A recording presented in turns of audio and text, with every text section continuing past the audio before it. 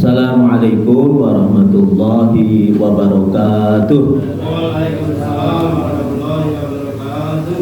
Alhamdulillahilladzi an'ama 'alaina bi ni'matil iman wal islam. Asyhadu an la ilaha illallah wa asyhadu anna Muhammadan 'abduhu wa rasuluhu la nabiyya ba'dah. Allahumma shalli wa sallim wa barik ala nabiyyina Muhammadin wa ala alihi wa sahbihi ajma'in. Bapak Ibu yang kami hormati seluruh jamaah sholat yang senantiasa dirahmati oleh Allah Subhanahu wa Ta'ala. Suatu ketika saya bersama dengan teman saya menginap di hotel karena ada acara. Ini bukannya ngiming-ngimingi Mas Waluyo di hotel, bukan. Biasa di hotel ya, ketoro kok orang hotel ya, yang biasa di hotel itu sudah kelihatan punya uang sama nggak punya uang sudah kelihatan ya.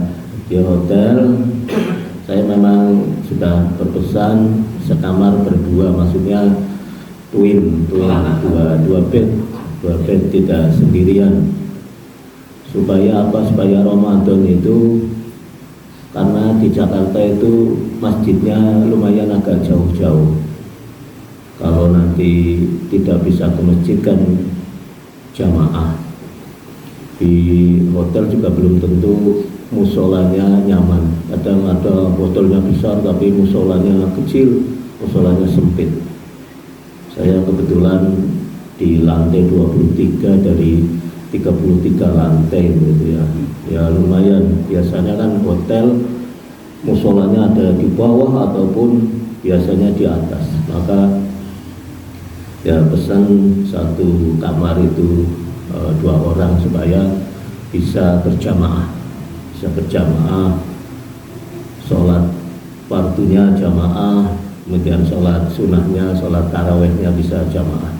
Dan itu terjadi karena memang akhirnya ya sudah, saya jamaahnya di kamar bersama teman saya itu. Nah setelah selesai sholat sekitar jam berapa ya, jam 8-an gitu, ada telepon berdering di telepon kamar gitu kan, sudah disiapkan telepon itu masing-masing kamar itu berdering. Kemudian diangkat oleh teman saya itu. Saya hanya mendengarkan saja. Jadi teman saya itu ya nggak tahu apa yang ditanyakan ataupun di telepon itu masalah apa, tapi teman saya langsung jawab boten begini. Ya sudah. Jadi karena boten kemudian ditutup teleponnya. Saya tanya teman saya, ada apa itu Mas tadi ngebel? Ini Pak, ditawari pijet Pak. Ya ditawari pijet itu. Waduh, ini malam-malam Ramadan ditawari pijet. Lah jenengan nggak nyoba pijet gitu Mas?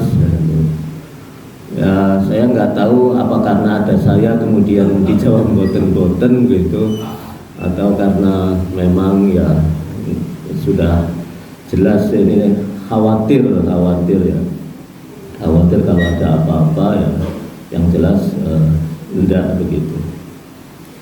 Jadi itulah untungnya kita berjamaah ya, berjamaah minimal kan 2 orang. Ketika sholat berjamaah itu 2 orang. Kita kalau 1 orang itu pahalanya hanya 1. Sholatnya sendirian pahalanya hanya 1. Kalau berjamaah itu 27, atau dalam hadis lain itu 25 derajat. Dari sisi derajat itu kita dilebihkan oleh derajat yang berbeda ketika sholat sendirian. Kemudian dari sisi yang lain itu saling mengingatkan ya.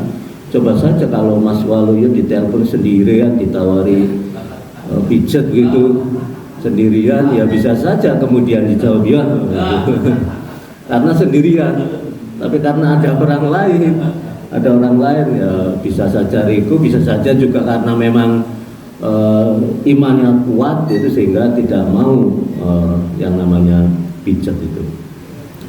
Jadi itu gunanya adalah untuk membentengi, saling mengingatkan. Yang namanya berjamaah itu saling mengingatkan.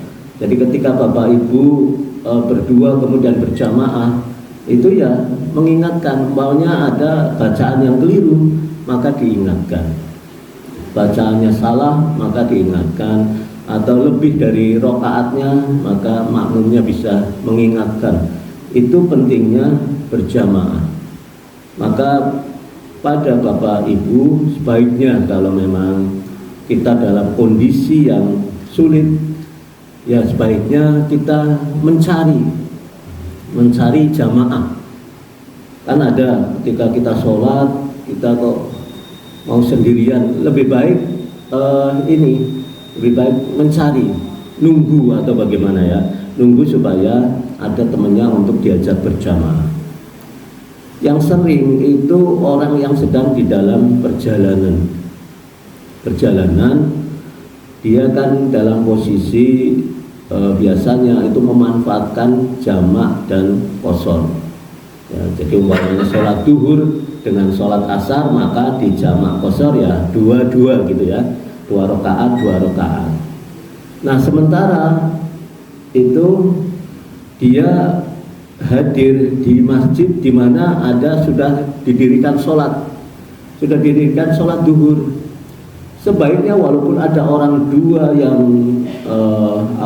yang bisa menjamak qashar, sebaiknya bergabung dengan yang sedang melaksanakan sholat itu. Jadi tidak kemudian mendirikan sendiri, sebaiknya bergabung supaya memang jamaahnya lebih banyak ya, walaupun memang biasanya kemudian kan yang sedang kita ikuti itu 4 rakaat, ya sudah ikhlas saja ikut 4 rakaat, kemudian diteruskan jamak dan qasharnya pada sholat berikutnya itu 2 rakaat, nggak masalah gitu ya. Jadi sebaiknya bergabung di mana ada imam yang sudah mendirikan sholat. Nah inilah pentingnya jamaah seperti itu. Kita saling mengingatkan dan bertambah kuat, bertambah kita ada temennya.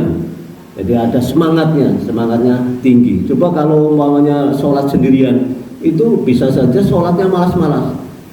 Sholat di awal waktu malas, itu kemudian wah nanti ngende memperlambat sehingga sholatnya mundur. Tapi kalau berdua itu sudah saling mengingatkan, ayo kita sholat dulu saja. Nah, kemudian sholat di awal waktu berjamaah. Nah itu pentingnya berjamaah. Maka pada Bapak Ibu, kenapa kemudian ada berkeluarga, itu juga dalam rangka jamaah, menumbuhkan sebuah jamaah. Anak sebagai makmum, ibu sebagai makmum, istri sebagai makmum, kemudian imamnya adalah suaminya. Ini penting bagi kehidupan keluarga. Jangan sampai ya mohon maaf suami tidak pernah menjadi imam ya. Kalau di masjid ya kan biasa jadi makmum, kemudian di rumah kok dilalah hujan umpamanya, atau kayak kemarin Covid itu tidak boleh ke masjid, maka di rumah ya yang menjadi imam siapa? Yang menjadi imam adalah kepala keluarga atau suami yang menjadi imam. Nah disitulah kemudian pentingnya bahwa keluarga itu juga harus ada imamnya ya bapaknya itu, imamnya bapaknya. Nah ketika nanti ada anak, umpamanya anak dengan istri, anaknya sudah dewasa ya anaknya itu menjadi imam, ibunya menjadi makmum. Itu penting bagi perjalanan rumah tangga. Jangan sampai tidak ada imamnya, itu tidak ada imamnya. Saya pernah nangani kasus orang atau istri ini menuntut mohon maaf, bercerai karena suaminya itu tidak pernah menjadi imam. Maksudnya tidak bisa beragama yang baik, tidak bisa beragama yang baik, tidak pernah sholat suaminya, kemudian juga apalagi memimpin sholat jamaah. Nah, ini menjadi penting Bapak Ibu, bahwa jamaah itu akan menjadi kuat, jamaah itu akan saling mengingatkan. Kemudian yang ketiga, jamaah itu pahalanya berlipat ganda dan derajatnya lebih tinggi dari sholat sendiri. Nasrul minallah wa fatul qarib wa basyiril mu'minin. Wassalamualaikum warahmatullahi wabarakatuh.